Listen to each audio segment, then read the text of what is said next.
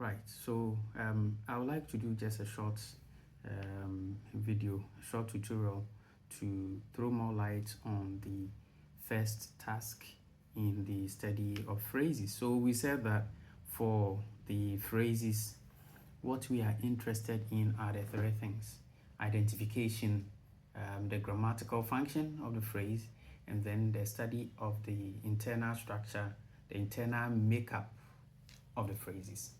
Let's take the identification and delve more into it. So, first of all, we've said that the phrase types are the five that we are interested in: the noun phrase, the adjective phrase, the verb phrase, the prepositional phrase, and the adverbial phrase. How do you identify these phrase types? We've also looked at the indicators that mark a particular phrase as a noun phrase, as a verb phrase, and so on and so forth.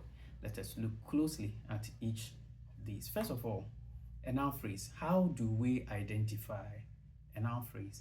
And if you remember in my other video, I said that the phrases have these basic principles. The noun phrase has a noun as a main word. So we said, what is the main word? What is the head? The noun phrase has a noun as the main word. It may also have a pronoun as a main word. But incidentally, when a pronoun is the head, then it stands alone. It becomes the only item in the noun phrase. So take note of these two pieces of information. And this is the reason why the noun phrase enables a pronoun to replace it. So a whole stretch of a noun phrase can be replaced by a single pronoun. So the men inside your room are disturbing. The men inside your room is a noun phrase. Why? Because we can replace it by a pronoun. We can say they are disturbing. The men inside the room, they are disturbed. The men inside the room are disturbing. Then we replace the men inside the room by a pronoun they. So that is the first identifier. The main word is a noun or a pronoun. 2, a noun phrase may be accompanied by such words as a determiner or an adjective as pre-modifiers. So a determiner or an adjective, or we can say a determiner and adjectives can appear before the noun head. We can also have post-modifiers after the noun heads, and usually the post-modifiers of a noun phrase may be a prepositional phrase, or a relative clause, or a complement clause, or infinitive clauses such as a to. The infinitive clause, or other non-finite clauses such as participial clauses. I'll take it again. So the noun phrase will have a head, which is typically a noun. It may have a determiner or set of determiners before it. In fact, we've observed that in the English language, a single noun phrase can take up to 3 determiners before the head. Before the head, we can also have an adjective. Then after the head, we can have certain structures functioning as post-modifiers. The commonest of these are prepositional phrases as post-modifiers. The relative clause also can appear as a post-modifier in the noun phrase. Then the complement clause, that something something something, the news that he is coming here today. So that complement clause can also post-modify a noun phrase. We can also have non-finite clauses, that is infinitive clauses, and participial clauses. The woman sitting under the tree. Sitting under the tree is a participial clause serving as a post modifier in the noun phrase. Apart from the modifiers, we also said that the noun phrase can be replaced by a pronoun. So that is it. Noun phrase can be replaced by a pronoun. And this one, I have said it earlier, when I said the man inside the room, which can be replaced by they. The final thing, and we will talk about this in detail later, is the fact that noun phrases perform certain specific functions. So that is about the noun phrases. What we will do next is to take sentences and try to see if we can analyze it and determine the noun phrases in the sentence. But it is best when we finish talking about all the phrase types before we do such a thing. So I'll quickly go through the other types of phrases. Let's take the verb phrase, which is also very important. The verb phrase is simple. It is a structure whose head is a lexical verb. Okay, and we usually refer to it as a main verb. That main verb can be anything. It can be a primary auxiliary verb like is, standing alone. But it can be a lexical content verb like give, dance, speak. Then it can also be a copular verb or a linking verb like become, like is itself, like appear, seem. These can be the head of a verb phrase, and normally we refer to it as the main verb. The verb phrase can take auxiliaries before the head. The auxiliaries are either primary auxiliaries or modal auxiliaries.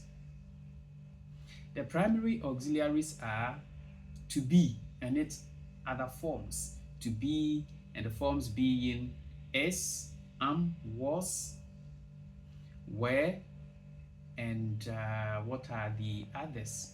Yeah, these are the forms of the to be verb as primary auxiliary verbs. Then we also have the to have verbs, which has have, has, had. And we have finally the to do verbs. And these are do, does, and done. These are the primary auxiliary verbs. We refer to them as primary auxiliary verbs because they are the main auxiliary verbs and they perform auxiliary and sometimes main verb functions.